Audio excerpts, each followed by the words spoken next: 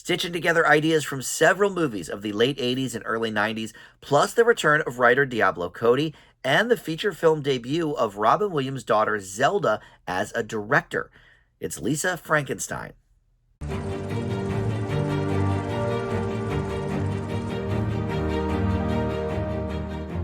Hey guys, Dan here. This is Dan Reviews It. Welcome to my spoiler-free review for the new film Lisa Frankenstein. You can see this in theaters now. For how long, I'm not sure. It had a pretty dismal opening weekend, but I feel like this may find its legs once it hits streaming, because this seems like the kind of movie that maybe doesn't do so well out of the gate, but could be a cult hit in years to come, much like Diablo Cody's own Jennifer's Body, which was, I think, the last time that she wrote a feature film. That was a long time ago, about 15, 16 years at this point. But, of course, you may know her best from being the writer of Juno. So, before we launch into the specifics of Lisa Frankenstein, let me welcome you into Dan Reviews It. Thank you for finding this video. We do movie and TV reviews here on the channel, and just about every day I post something new. So there's always a lot to check out.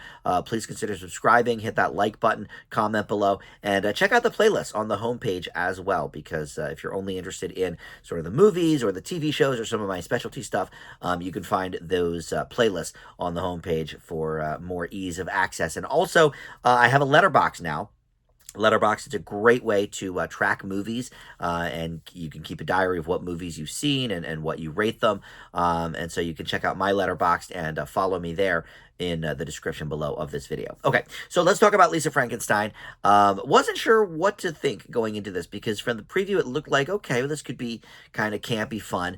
And then the reviews started coming in and they were not great. I think they've petered out a little bit. It's I think at 51% right now on Rotten Tomatoes with critics. So, boy, that could go either way, right? That means half the critics liked it, half the critics did not like it.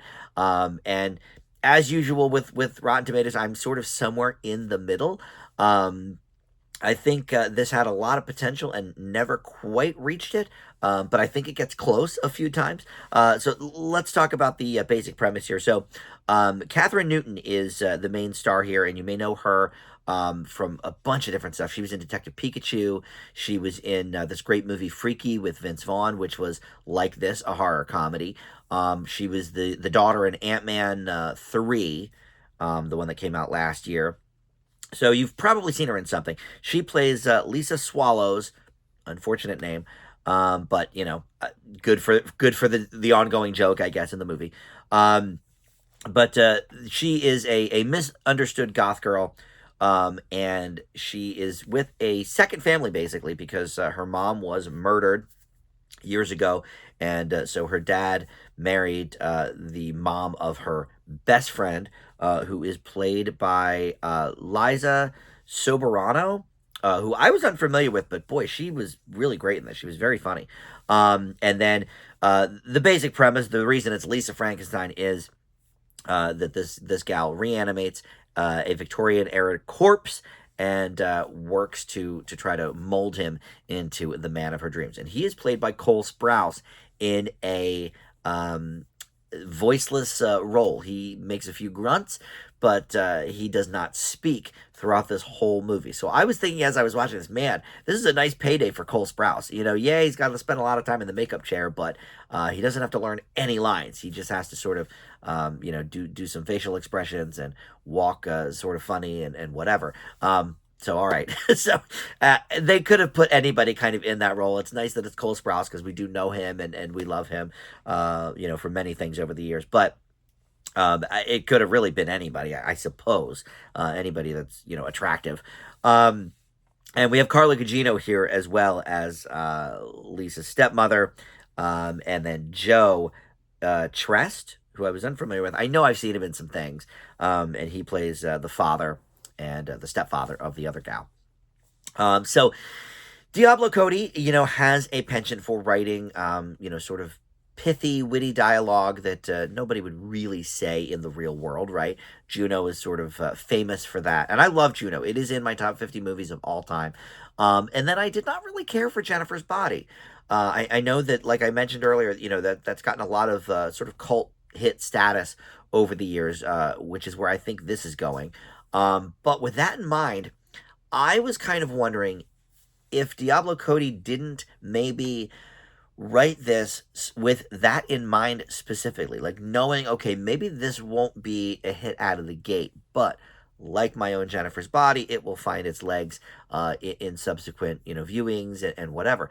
I don't know if that was her thought process going into this, but at times it certainly felt like it. This movie is over the top, which it is supposed to be. It is very camp.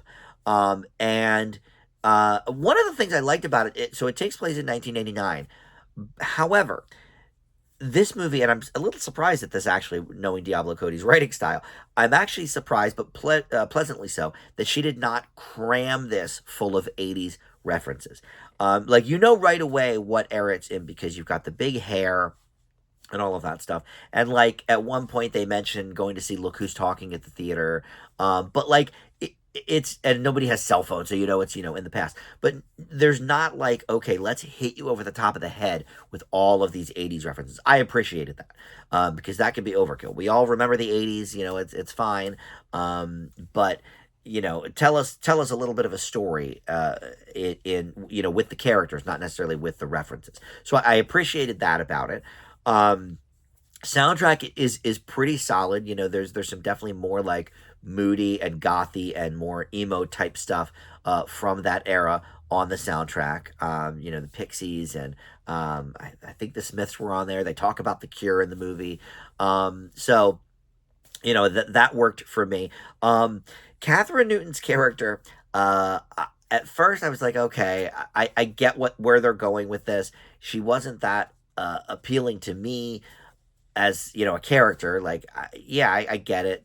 She's miserable and very like very Heathers. One of the movies that I think this movie borrows from a little bit. But as the movie goes on and Lisa gets more like unhinged, it was really fun to watch. That's when sort of the really campy nature kicked in. And it was really, really fun to watch at that point. Now, I don't think it ends all that great. I think it falls apart a little bit towards the end there. But that like middle chunk where she's just gone off the rails is really, really fun. I think, and the whole thing is campy, right down to like the parents not having any clues, or whatever, about anything, and Carla Gugino's character just being a total bitch the whole time. And the movie references, look, whether intentional or unintentional, I think they were intentional. But once she reanimates the Cole Sprouse character, he is really kind of this cross between Edward Scissorhands and Billy from Hocus Pocus. Was that Billy Butcherson, I think? He like kind of looks like the two of them sort of melded together, and his movements are a little bit Edward Scissorhandsy, and so there's definitely some themes there. There's certainly references to certain John Hughes movies along the way, but this was, for the most part, a pretty fun watch. Now, Zelda Williams as a director, she's, again, Robin Williams' daughter. I guess most famous maybe for her voice work in The Legend of Korra. But this is her debut as a feature director. She's okay.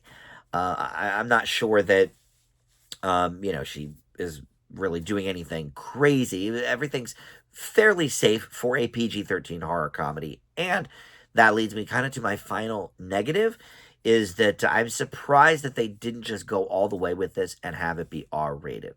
Juno and Jennifer's Body are both R-rated, and Juno more for, language and sex talk. But, Jennifer's Body really kind of gets in there with the gore a little bit. And there are some scenes here that certainly could have been played off as more gory, potentially for more laughs, too.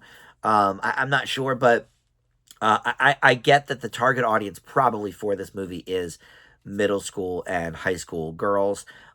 So maybe it makes more sense to have it be PG-13 so those middle school girls can check it out. But that was definitely a little bit, I was like, they could have definitely pushed this scene further, or this could have been a little more gross or whatever. But it's fine, palatable to all as a PG-13 movie. I leave Lisa Frankenstein with a B-. Definitely on the slightly positive side of that Rotten Tomatoes score.